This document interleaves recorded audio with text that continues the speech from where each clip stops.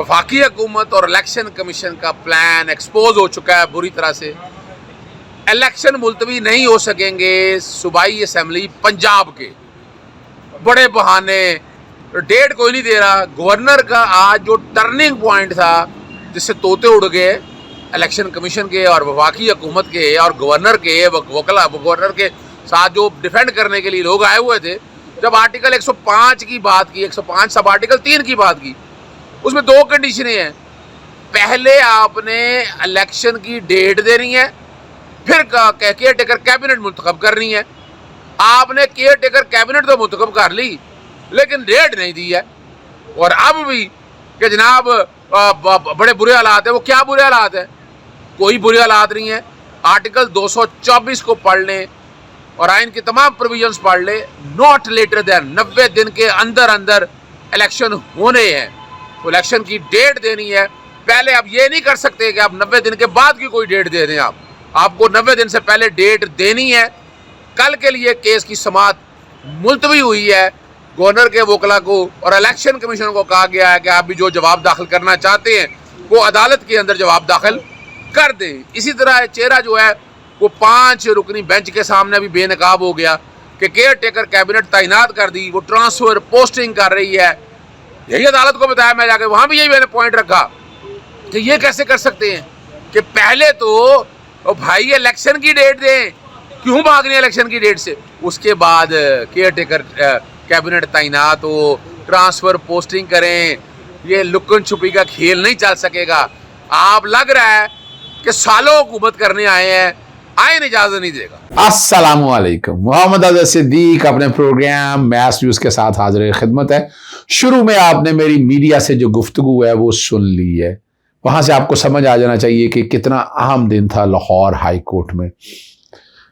3 समातें तो बहुत अहम है, कोशिश करूंगा तीनों का अहाता कर लूँ। एक तो अपोजिशन लीडर की तैनाती के हवाले से उसकी अपॉइंटमेंट चैलेंज की है, दूसरा केयर टेकर गवर्नमेंट की तरफ से ट्रांसफर पोस्टिंग लार्जर बेंच के सामने, और तीसरा बड़ा अहम सवाल जो है, बड़ा अहम जो हेयरिंग है वो जस्टिस जवाद हसन के पास थी, जिसमें इलेक्शन की डेट जो 90 दिन के इलेक्शन है। आइन के आर्टिकल में बैकग्राउंड पे आज नहीं मैं चलाना चाहता। आइन का आर्टिकल 105, 112, 224, 224 से ये वो रेलेवेंट आर्टिकल है, जो रेलेवेंट आर्टिकल है जो आपको बहुत आसानी के लिए, जो बहुत बेहतरी के लिए समझ आ सकेंगे आप। यानी ये बार बार आपके सामने मैं इसलिए रिपीट करता होता हूँ और मैं बैकग्राउंड पे चलाता हूँ ताकि आप लोगों को आइन और कानून की समझ आ सके और इन्हीं आइन की प्रोविजंस का नफाज करना है। अभी तक गवर्नर आइन तोड़ रहा है और मैंने ये कहा है आइन के आर्टिकल 4 और 5 को तोड़ रहा है और हलफ भी तोड़ रहा है। गवर्नर की आइनी जिम्मेदारी है वो पूरी नहीं कर रहा और वो अपने इख्तियारात से तजावुज नहीं, इस्तेमाल नहीं करना चाह रहा। और मैंने कई खत लिखे थे इस बारे में, मैं आपको बताता चलूं। गवर्नर को, इलेक्शन कमीशन ऑफ पाकिस्तान को, सदर पाकिस्तान को, वजीर आजम को इलेक्शन की डेट दे, पोल डेट दे दे। उसके बाद स्केड्यूल जो है, शेड्यूल देना है वो सेक्शन 57 के तहत, इलेक्शन एक्ट के तहत इलेक्शन कमीशन ने देना। और इलेक्शन कमीशन अपने खत के जरिए वजाहत कर चुका है कि 9 से 13 अप्रैल, और गवर्नर कहता है कि असम्बलियां खुद ब खुद डिसॉल्व हुई, मैंने डेट नहीं देनी है, तो खिलाफ तो नहीं हो सकता ना। और ये हमजा शरीफ का आपको याद होगा कि हलफ जो नहीं था, जब सदर नहीं मान रहा था, गवर्नर नहीं मान रहा था, तो फिर हलफ का तरीकाकार हाई कोर्ट ने तय किया और उसमें बेसिकल पेनम्बरा एक बेसिक प्रिंसिपल है, या क्यूरेट एक्ट का जो प्रिंसिपल है। सब नाराज थे मेरे, क्योंकि मैंने उस वक्त कहा करता था पॉलिटिकल स्टेटमेंट थी 36 घंटे, 24 घंटे और 12 घंटे में फैसला। लेकिन एक बात माननी पड़ेगी, जस्टिस जवाद हसन से ज़हीन आदमी, वो इतराज़ात अपनी जगह जजमेंट के हों, लेकिन कोशिश है कि मेरिट पे, कभी चेहरे नहीं देखते हैं, मेरिट पे फैसले करते हैं और उनके फैसलों को तारीख याद रखेगी। या आपको डिसेबिलिटी जो स्पेशल बच्चों के हवाले से या उन लोगों के हवाले से जो कानून बनाया इंडिया में बड़ा सराहा गया, बड़ी तारीफें हुई कि अदालत ने बहुत काम किया है। तो ये समझाने के लिए आपको आज अदालत के सामने इलेक्शन कमीशन के जो वकील हैं शहजादा मदर साहब, वो भी लटकाने की बातें होती रही हैं कि इसको कि टाइम चाहिए, किस बात का टाइम चाहिए? इतने दिनों से हेयरिंग चल रही थी, हाजिरी लग रही थी, इलेक्शन कमीशन माइंड दे बैठा। ये भी उन्होंने कहा कि हम डेट से नहीं हम जो स्केड्यूल उसके मुताबिक हम कोई डेलिब्रेशन का, क्या डेलिब्रेशन कर रहे हैं? वो डेलिब्रेशन आपने देख लिया, चीफ सेक्रेटरी ने इनकार कर दिया, आईजी पुलिस ने इनकार कर दिया। क्या ऐसे क्या हालात है मुल्क में? वो सदर पाकिस्तान का वो खत, उसमें वो वजाहत कैसे बता दिया कि सदर पाकिस्तान ने भी खत लिख दिया हुआ है, और सेक्शन 57 भी आप पढ़ दिया।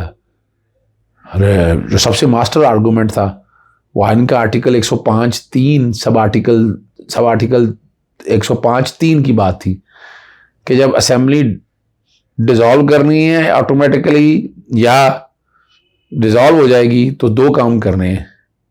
सबसे पहले इलेक्शन की डेट देनी है, फिर केयर टेकर साहब कैबिनेट बननी। ये नहीं है कि पहले आप केयर और केयर, मैंने जो अदालत के सामने रखा, अदालत का बड़ा जबरदस्त पॉइंट रखा है आपने कि दोनों काम साहब, वो कहते हैं कि 224 के तहत, 224 पे बाद में जाएंगे आप। ये नहीं है कि असेंबली डिसॉल्व होने के बाद आइन की मंशा वहां भी 90 दिन है, तो आप उसे आइसोलेशन में नहीं पढ़ सकते, अलग से नहीं पढ़ सकते हैं। मुख्तलिफ जजमेंट्स मुख्तलिफ कोर्टों के हवाले से अपना वफाकी हुकूमत भी रेस्क्यू करने के लिए आ गई, यानी, और सारे एक पेज पर नजर आए, निगरान हुकूमत भी, इलेक्शन कमीशन भी और वफाकी, सब एक पेज पर नजर आए। अब ये सारे एक पेज पे होने का मकसद क्या है? यानी मेरिट पे बात हो रही है, आइन और कानून की बालादस्ती की बात हो रही है, और उसके मुताबिक इलेक्शन होने हैं। और आप नहीं इलेक्शन करेंगे तो ये आइन तोड़ने की बातें हैं। आर्टिकल 4 और 5 की वहां मैं जाके मैंने एक्सपंज कराए वो लफ्ज, फुल कोर्ट से, लार्जर बेंच से एक्सपंज कराए। जब हमजा शरीफ के हल्फ की बात हुई तो सदर और गवर्नर के बारे में कहा कि इन्होंने आइन का आर्टिकल 4 और 5 तोड़ा है। तो मैंने कहा जी आज मैं इस्तेमाल करता हूं इस चीज़ को, यहां पर रखे अदालत के सामने। इलेक्शन कमीशन के वकील ने बस ये कहा जी हम तो नहीं भाग रहे, इलेक्शन कराएंगे, हम इलेक्शन कराने के लिए तैयार हैं। वफाकी हुकूमत के जो वकील हैं एडिशनल अटॉर्नी जनरल, उन्होंने भी, लेकिन राणा मशहूद आए थे जो गवर्नर को डिफेंड कर रहे थे, वाह चौधरी मौजूद थे, असद उमर सब मौजूद थे यहाँ अदालत के अंदर। बड़ी पेशेंस के साथ हेयरिंग सुनी है अदालत ने, सारे सबूत हमने लगा दिए हुए हैं। अब भागने की आर्गूमेंट कंक्लूड हो गए, टाइम दे दें। फिर वो कैलकुलेशन करके बताया गया 14 को असेंबली डिसॉल्व हुई तो 16 दिन वो गुजर गए और 9 दिन ये आ गए, 25 दिन तो ये गुजर चुके हैं। इलेक्शन स्केड्यूल का 54 दिन का है और 7 दिन उसके अंदर अगर और कर दें, 7 दिन में शेड्यूल देना है तो 61 दिन वो हो गए, 61 दिन और 25 दिन अगर आप कर लें तो पिछले 4 दिन रह गए, तो इतवार को ख़त्म हो जाएंगे, 90 दिन पूरे हो जाएंगे। और नेगेटिव लफ्ज में है नॉट लेटर देन 90 डेज, तो 90 दिन के अंदर अंदर इलेक्शन तो आपको हर हालत में करवाने हैं। डेट देखिए, डेट अनाउंस हो, स्केड्यूल आप दें, उसके बाद की बातें हैं। लेकिन आप ये कहें कि आप डेट नहीं देंगे, ये आइन की कभी भी मंशा नहीं है, कभी भी मंशा नहीं है। उसके बाद लार्जर बेंच के सामने अपना डॉक्टर यास्मीन राशिद जो GIT वाला मामला है, वो गुफ्तगू मैं सुबह के प्रोग्राम में बात करूंगा, जो कि मैं चाह रहा हूँ कि एक ही हवाले से ये बात आ जाए। लार्जर बेंच के सामने एडवोकेट जनरल की तरफ से जो है ना वो टाइम मांगा गया, बताया गया वो 3 केसेस हैं, वो 3 केस अलग रखने की बात हुई। हमने बताया नहीं जी हमारे केस भी बेसिकली G क्लॉज की बात है, पॉलिटिकल के, और ये मैंने अदालत में बताया कि सारे के सारे ट्रांसफर कर दिए, सारे के सारे पॉलिटिकल थे।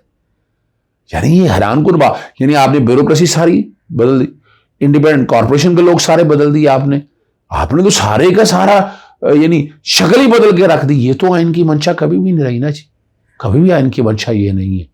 ख्वाजा आसिफ के केस मैंने वो नोट पढ़ के बताया, ख्वाजा आसिफ के तो डे टू डे अफेयर्स की बात है। एक दो दिक्का दुक्का ऑफिसर जो आ जाए, हमाद वगैरह की तरफ से जो था वो चैलेंज किया गया कि निगरान सेटअप के अंदर वो निगरान इलेक्शन लड़ना चाहते हैं तो वो भी बदल दिए गए हैं। उसकी इंटरप्रिटेशन एक अलहदा है, उसके हवाले से भी बात सारी सामने आई है और कोशिश की गई है कि अदालत की मुआवनत यानी इस कॉन्टेक्स्ट में की जाए। दूसरा जो इसी में जो बात है ना, जो अदालत के सामने मैंने रखा कि ये पूरे पंजाब की ब्यूरोक्रेसी उलट पलट कर रख दी। आइन का आर्टिकल 105 की मैंने दोबारा यहाँ पर तशरीह की, यहाँ पर तशरीह से मुराद है मैंने वजाहत की अदालत के सामने कि जनाब 105 आर्टिकल, यानी इन्होंने डेट तो दी नहीं, केयर टेकर कैबिनेट अपॉइंट कर दी। यानी ये तो देखे ना, केयर टेकर कैबिनेट का मकसद क्या है, निगरान हुकूमत ने इलेक्शन कराना है और कोई काम नहीं है उनका। और इंडिया के अंदर तो इस हद तक है, वहां इलेक्शन कमीशन ही सारा गड़बड़ चला रहा होता है। तो वहाँ इस तरह के काम नहीं हो सकते जो यहाँ ये काम हो रहे हैं। पाकिस्तान तो अंधेर नगरी है ना जी। अदालत पर पॉलिटिकल बेसिस के ऊपर बात हुई। अदालत ने इस केस की समाअत जो है वो ट्यूसडे के लिए, पीर वाले दिन जो रखा है केस वो रखा है एडवोकेट जनरल ऑफिस के हवाले से, और मंगल वाले दिन जो है ना केस रखा है सारा, जिसमें बाकी अपॉइंटमेंट यानी कॉरपोरेशंस की हैं, ओवरसीज़ कमीशन का जैसे मैंने चैलेंज किया हुआ है, ये वो सारी तैनातियाँ हैं। और निगरान वज़ीर आला की तैनाती अपनी जगह चैलेंज की हुई है। तो ये केयर टेकर पहले वज़ीर आला ने और उसके बाद काबीना की मौजूदगी में जो ये काम हुए हैं, इसकी आइन और कानून में गुंजाइश कोई नहीं है। अदालत अब इस मामले को टेकअप करेगी, डिसाइड करेगी अगले हफ्ते में। अगला हफ्ता बड़ा अहम है। अब तो काफ़ी चीज़ें तो आपके सामने आ गई। इस हफ्ते में मैंने इलेक्शन की डेट के हवाले से आपको कहा था, वो आप देख रहे हैं। और आखिर में इमरान खान की जो JIT है, उस JIT की कंपोजिशन को चैलेंज किया गया। उस केस की समाअत जनाब जस्टिस अली बाकर नजफी की सरबराही में 2 मेंबर बेंच के सामने हुई।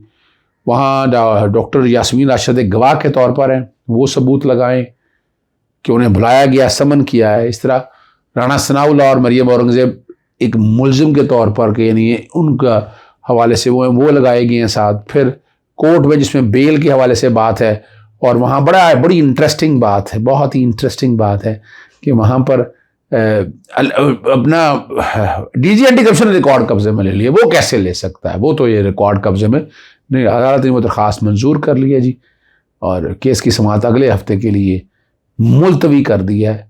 इसमें जो एक JIT बनी हुई है, एक JIT को और दूसरी JIT क्या बनती, ये वो अहम सवाल है जो अदालत के सामने हमने उठाया है। इजाज़त चाहता हूँ। अस्सलाम वालेकुम, अल्लाह हाफ़िज़। पाकिस्तान जिंदाबाद।